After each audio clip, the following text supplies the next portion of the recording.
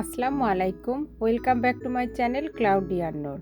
আজকের ঈদ স্পেশাল পর্বে আমি আপনাদের তৈরি করে দেখাবো চট্টগ্রামের ঐতিহ্যবাহী আখনি পোলাও বা আখনি বিরিয়ানি। চট্টগ্রামের যে খাবারগুলো আছে কালাভুনা, মেজবানি, তার ভিতরে তারপরে যে নামটা আসে সেটা হচ্ছে এই আখনি পোলাও। এই আখনি পোলাও তৈরি করার জন্য আমি এখানে আজকে 1 কেজি গরুর মাংস নিয়ে নিছি এবং এর ভিতরে আছে চর্বি, হাড্ডি, সব ধরনের মাংস। খেয়াল করতে হবে মাংসগুলো যেন সলিড মাংসও কিছু থাকে। আমি সব ধরনের মাংস এরকম নিয়ে নিছি। মাংসটা খুব ভালোভাবে ধুয়ে পানি ঝাড়ায় যে একটা পাত্রে রেখে দিচ্ছি পানি ঝরানোর জন্য। এবার আমি এটা দেখাচ্ছি। এই রান্নায় আর যা লাগবে সেটা হচ্ছে ছোলা। আমি আজকে ক্যানে সিদ্ধ করা ছোলা নিয়ে নিছি। আপনারা চাইলে কাঁচা ছোলাটাও ব্যবহার করতে পারেন। সঙ্গে নিয়ে নিচ্ছি 6 টুকরা আলু। এবার একটা মশলা তৈরি করা লাগবে, তার জন্য লাগবে বড় একটা জয়ত্রী, 8-9টা সবুজ এলাচ, 1/4 চা চামচ শাহজিরা আছে, বড় একটা জয়ফলের অর্ধেকটা নিয়ে নিচ্ছি 3 ভাগের 1 ভাগ, 3 টুকরা দারুচিনি আর 10টা কাবাব চিনি। এটারে আমি কোনো ভাজা ছাড়াই কাঁচা আমি গুঁড়ো করে নেব।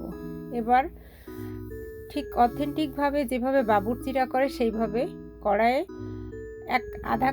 1 কাপ পানি দিয়ে দিলাম বেশ কিছু কাঁচামরিচ। আপনার ইচ্ছা দিয়ে দিচ্ছি 1 কাপ পরিমাণ কুচানো পেঁয়াজ। এখানে আছে 1 টেবিল চামচ গুঁড়ো মরিচ, লাল মরিচ, 2 চা চামচ ধনিয়া গুঁড়া, 1 চা চামচ জিরা গুঁড়া আছে, 1 টেবিল চামচ হলুদ গুঁড়া। এখানে আছে 1.5 টেবিল চামচ আদা বাটা, 1 টেবিল চামচ রসুন বাটা। এগুলো সব একসঙ্গে দিয়ে দিলাম। এবার এর মধ্যে আমি দিয়ে দেব সেই গরুর মাংসগুলো। দিয়ে দিচ্ছি 2 টুকরা দারুচিনি, 2টা তেজপাতা টুকরা করে কাটা, 6-7টা এলাচ আমি মুখটা একটু ফাটায় দিয়ে দিচ্ছি। এবার দিয়ে দিচ্ছি সেই গরম মশলাটা যেটা আমরা গুঁড়ো করছিলাম, পুরো মশলাটাই আজকের তরকারিতে যাবে। এবার এখানে আছে 1 টেবিল চামচ বাদাম, 1 টেবিল চামচ নারকেল আর 1 টেবিল চামচ সরিষা। এই তিনটা আমি একসঙ্গে ব্লেন্ড করে নিচ্ছি। এর কোনোটাই কিন্তু বাদ দেওয়া যাবে না। এটা একেবারে এই রান্নার একেবারে খুব জরুরি একটা জিনিস। চেষ্টা করবেন 3টা জিনিসই দেওয়ার জন্য। এবার দিয়ে দিচ্ছি লবণ। আমি আমার স্বাদ মতন আমি লবণ দিচ্ছি, আপনারা আপনাদেরটা দেখে নেবেন। এবার আমি 1 কাপ তেলের পুরো তেলটুকু আমি দেব না, আর একটু কম দিলেও হয়। আমার আসলে আজকে একটু বেশি হয়ে গেছে, আমার আধা কাপ তেল দিলে আসলে আজকে হতো। যাই হোক, এটারে আমি খুব ভালোভাবে মশলার সঙ্গে মাংসটা মিশায় আমি চুলাটা ধরায় দেব এবং এটা রান্না করব যতক্ষণ না এটা সিদ্ধ হয়। অফ ক্যামেরায় যতবার লাগে নাড়াই দেব। মাংস দিয়ে পানি উঠবে, আবার মাংসের সেই পানিটা শুকায় যাওয়ার পরে আবারও পানি দেওয়া লাগবে, কারণ মাংসটা কিন্তু আমাদের খুব ভালোভাবে সিদ্ধ হওয়া লাগবে। মাংসটা যখন এই অবস্থায় আসবে তখন আজকে আমি যে রান্নাটা করব, এই পোলার বিশেষত্ব হচ্ছে এটা সিদ্ধ চাল দিয়ে রান্না করা লাগবে। আজকে আমি নিয়ে নিচ্ছি পার বয়েল বা সিদ্ধ চাল। লম্বা লম্বা চালগুলো আমি ভিজায় রাখছিলাম, ভিজায় রেখে পানি ঝরায় নিচ্ছি, এজন্য একটু শক্ত হয়ে গেছে চালটা। আমি এখানে 3 কাপ চাল দিয়ে দিচ্ছি। রাইস কুকারে যে ছোট ছোট কাপগুলো আছে সেরকম 3 কাপ চাল। এবার চালটা দিয়ে খুব ভালোভাবে মশলার সঙ্গে নাড়ায় চাড়ায় সব কিছু খুব ভালোভাবে মিশায় আমি যে 6 টুকরা আলু রাখছিলাম, সেই 6 টুকরা আলু আমি একটু লবণ দিয়ে তেলে ভাজে রেখে দিয়েছিলাম, সেইটাও আমি এর সঙ্গে এখন আমি মিশাই দেব যাতে আলুটাও সিদ্ধ হয়ে যায়। এবং আলুটা সিদ্ধ হওয়ার পরে আলুটা এর সঙ্গে নাড়াচাড়া করার পরে আমি দিয়ে দেব এতে পানি। যেহেতু আমি 3 কাপ চাল নিয়ে নিচ্ছি, আমি এতে পানি দেব 7 কাপ। খেয়াল করবেন পানিটা সবসময় গরম পানি দেবেন, তাহলে এটা খুব ভালোভাবে সিদ্ধ হবে। যদি ঠান্ডা পানি দেওয়া হয় তাহলে সিদ্ধ হওয়ার সময় লাগে বেশি। যে তরকারি বা পোলাও, খিচুড়ি এগুলো তখন ভর্তা বেশি হয়ে যায়।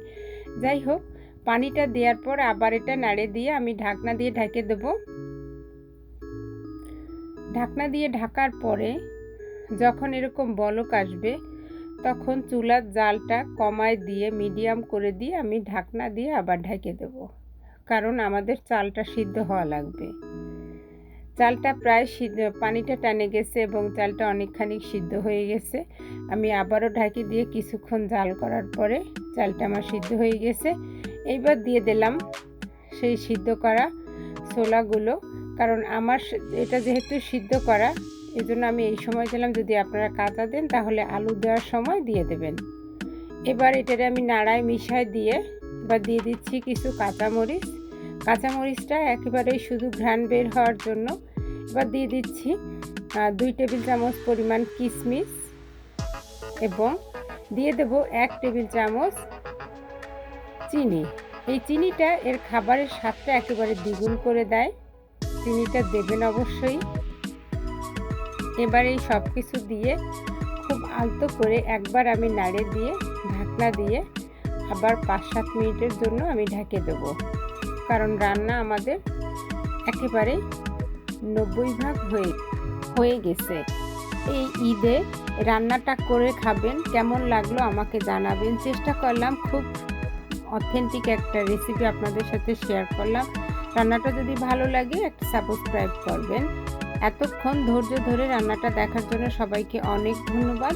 এবার আমি পরিবেশন করে দেখাচ্ছি, একটা মাংস আমি ভেঙে দেখাচ্ছি, কত সুন্দর নরম হয়ে গেছে এবং এর স্বাদ অতুলনীয়, একেবারে অনেক সুন্দর ঘ্রাণ আসতেছে। আমি রান্না করে না খাইলে আমি বুঝতাম না যে এটা আসলে এত মজা।